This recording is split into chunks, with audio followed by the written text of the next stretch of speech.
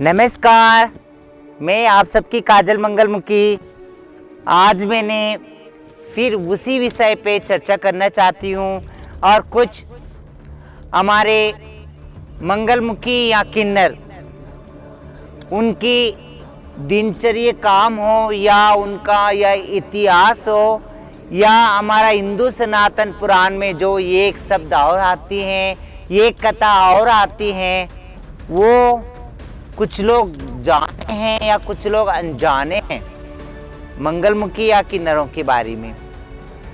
वो ये पुराण है, जब त्रेता युग में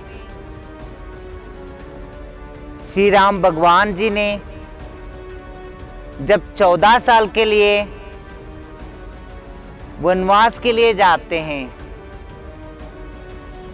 सरयू नदी के तट तलक आते हैं, माता सीता लखन भैया को लेके श्री राम भगवान ने वनवास के लिए निकलते हैं। जब सरयू नदी की तट पर आते हैं, तब आने की बाद पीछे मुड़ के देखते हैं, जो नर और नारी सब उनके पीछे पीछे रोते हुए आते, बिलखते हुए आते हैं, ना जाओ हमारे भगवान, हमारे राम जी, ना जाओ हमारे राजा, हमारे अयोध्या के महाराजा, ना जाओ, हमें सब छोड़ के ना जाओ बोल के नर और नारी सब उनके पीछे पीछे आते।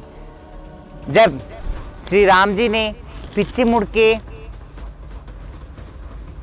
ये कहते हैं कि नर और नारियों, भाई मेरे बहनों, आप सब अपने अपने घर जाइए, आप सब अपने अपने परिवार में जाइए,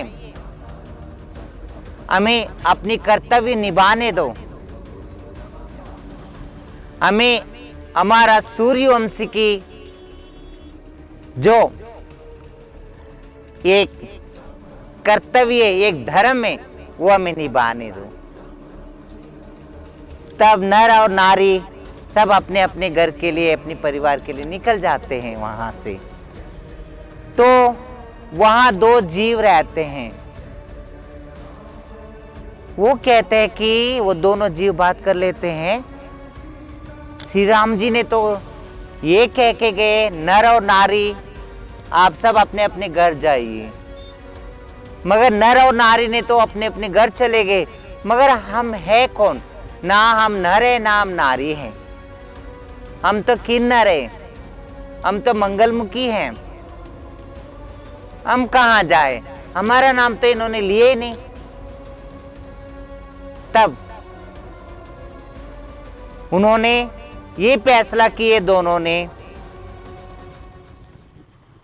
जब तक वनवास खत्म करके नहीं आते श्री राम भगवान, तब तक हम उनकी इंतजार इसी जगह में करेंगे, इसी स्थल पे उनका इंतजार किया जाएगा। तब उन्होंने उसी स्थल पे उन्होंने इंतजार किए, 14 बरस इंतजार किए, उनके नाम पे जप करते गए। मगर पुराण में कहीं ना कहीं दिखाया गया है, आज भी मौजूद है, अयोध्या में हमारी जो बुजुर्गों, जो हमारे सतिया जतिया माइया हैं, मैं उनके नाम में नहीं कहना चाहती हूँ, क्योंकि ये हमारी मंगलमुखी किन्नर समाज में इसका नाम लेना, हमारे बुजुर्गों का नाम लेना, तो उनका अवहेलना करने की सरकार है। मगर मैं नहीं नाम लेना चाहती वो बुजुर्ग कौन थे। दो बुजुर्ग थे जो सतिया जतिया माइया थे, जिन्होंने 14 बरस इंतजार किए वनवास के लिए। माता सीता के साथ, लखन भैया के साथ श्री राम भगवान जी ने निकल गए, मगर 14 बरस यहाँ दो जीव उनकी इंतजार कर रहे थे।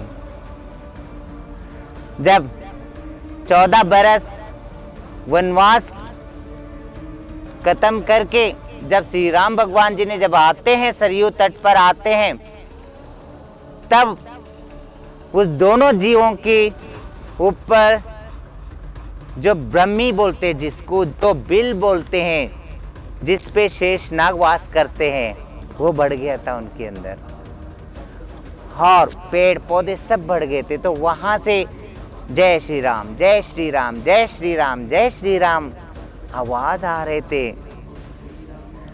ये आवाज सुनते भगवान श्री राम जी ने, वहां से आवाज आ रही है, वह है कौन है जरा देखिएगा। जब वहां से निकले दो जीव, ये बताए जो हमारे सतिया जतिया माई थे, जो भगवान श्री राम जी को पूछे। जब भगवान श्री राम जी ने उनको पूछे आप है कौन, आप यहाँ तपस्या के लिए बैठे हो, किसके इंतजार में बैठे हो? तब हमारा सतिया जतिया माइयों ने बताए श्री राम भगवान, श्री राम जी जब 14 साल पहले आप लोग वनवास के लिए जब जा रहे तो आपने ये कह के नर और नारियों अपने अपने घर जाओ, जब नर और नारी अपने अपने घर जाओ जब बताए थे तो वो अपने अपने घर चले गए, मगर रह गए थे हम दोनों इंतजार कर रहे थे इस बात के लिए कि हम है को नाम नर है नाम नारी है। भगवान जी हम है कौन? श्री राम जी आप बताइए हम है कौन? जब हमारे ये दोनों सतिया जतिया माइया ने जब पूछे उनको, जब श्री राम जी ने उनको ये जवाब दिए, मैंने तो 14 बरस की वनवास काट के आया, मगर आप 14 बरस अन्न पानी सब छोड़ के आपने यहाँ मेरे रास्ते का मेरा इंतजार कर रहे थे। आपका कलयुग में तुम्हारा पहचान होगा, कलयुग में आपको एक नई पहचान मिलेगी। वाकई में सही बात है, ये कलयुग ही तो है, तो हमें यहाँ आके हमें महिला पुरुष, पुरुष महिला और तीसरी लिंग मिला ना। 2014 15 तारीख जो मेरा जन्मदिन है उस दिन, तो उस दिन हमें 15 अप्रैल 2014 को हमें एक नई तीसरी जेंडर ट्रांसजेंडर एक कॉलम मिला है ना, कलयुग में मिला है। तो ऐसा नहीं लगता दोस्तों आप सबको, ये कहता ना जैसी कारवा बनता गया काम होता गया, कारवा बनता गया काम होता गया, ऐसी ये सब हमारा सनातन धर्म से जुड़ा हुआ है।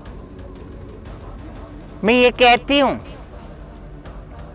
कहीं पुराणों में अगर तुम्हें नहीं पढ़े होंगे ये सब बात जो मैंने बताई हूँ, मगर ये हमारे बुजुर्गों ने बता के गए और आज भी मौजूद है। अयोध्या के अंदर हमारा 2 बुजुर्गों के आज भी उनकी समाधि है, सरयू तट पर ही है 2 बुजुर्ग हमारे जो सतिया जतिया माइया हैं हमारे हैं, आज भी है। मैं आपके सामने उनका नाम नहीं लेना चाहती हूँ, भले आपको अगर मेरे बात पे अगर विश्वास नहीं तो आप खुद जाके आप सर्च कीजिएगा, आप ढूंढिएगा, वहाँ जरूर मिलेंगे। और उसकी साथ साथ मैं ये कहना चाहती हूँ कि अगर हमारे इतिहास में देखा गया तो गुजरात स्टेट में बड़ौदा के अंदर बहुचारा माता देवी की पूजा जाते हैं। बहुचारा माता माई मुर्गे वाली माता कहते हैं उनको, जिसपे मुर्गे के ऊपर सवार होके अपना माता रानी आशीर्वाद देती है, माई बहुचारा। उनका भी इतिहास है, आप वहां जाके पता कर सकते हैं। किन्नर का जो भी सनातन धर्म में जो नाम आते वहां बहुचारा माता कौन थे, आप ये भी पता कर सकते हैं गुजरात के अंदर बड़ौदा शहर में। और उसकी साथ साथ हमारे कर्नाटक में जोगती कहते हैं, जो सवदत्ती है लम्मा कहते हैं।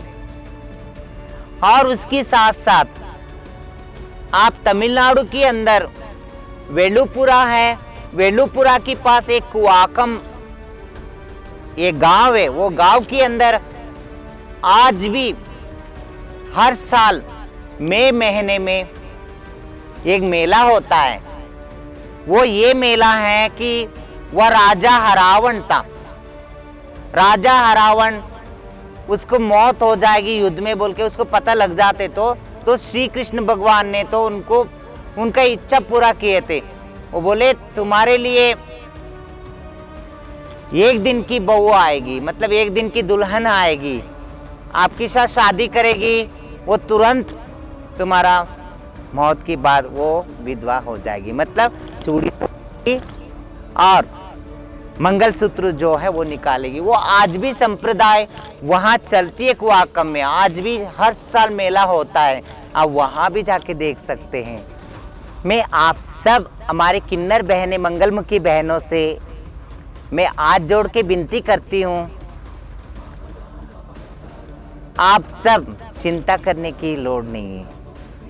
सिर्फ अपनी जजमान जो अपने परिवार जो अपनी जो एरिया से जो अपनी जो गलियां हैं उस गलियों में जो तुम्हारा जजमान है, जो तुम्हारे बच्चे वाले हैं, उनको सच्चे मन से दुआ दीजिएगा और उनके साथ अच्छे रिश्ता बनाइएगा। उनको ऐसा लगना चाहिए कि अपनापन महसूस होना चाहिए, ताकि तुम्हारा दुआ के लिए बहुत इंतज़ार करते हैं। वो समझते जजमान हमारे बच्चे वाले ये समझते हमें आंखों से जो दिखने वाले भगवान है वो किन्नर है बोलते हैं, हमें किन्नर को भगवान की दर्जा देते हैं, है ना।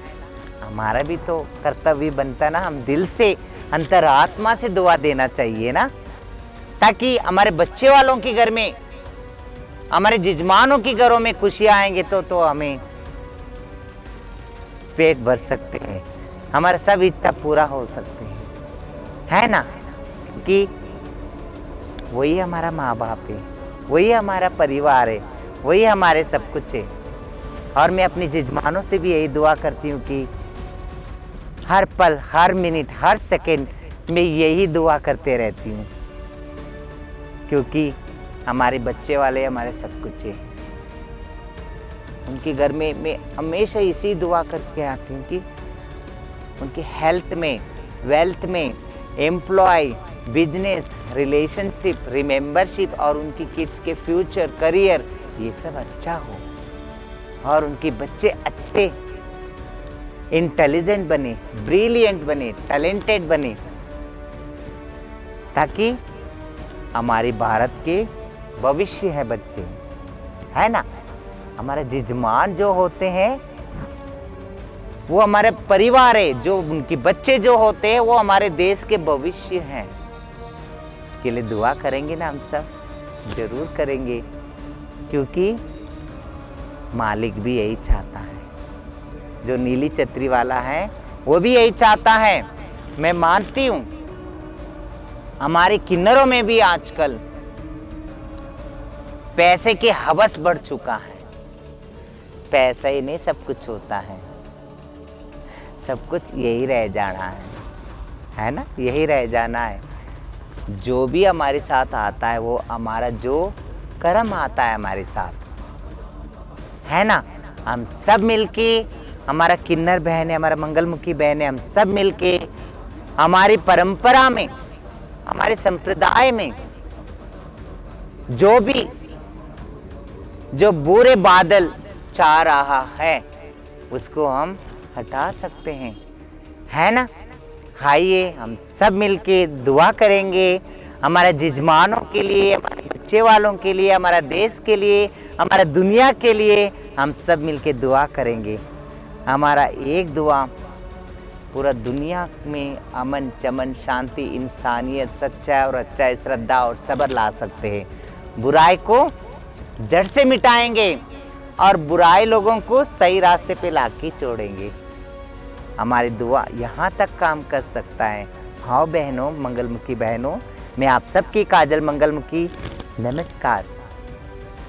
जय श्री राम।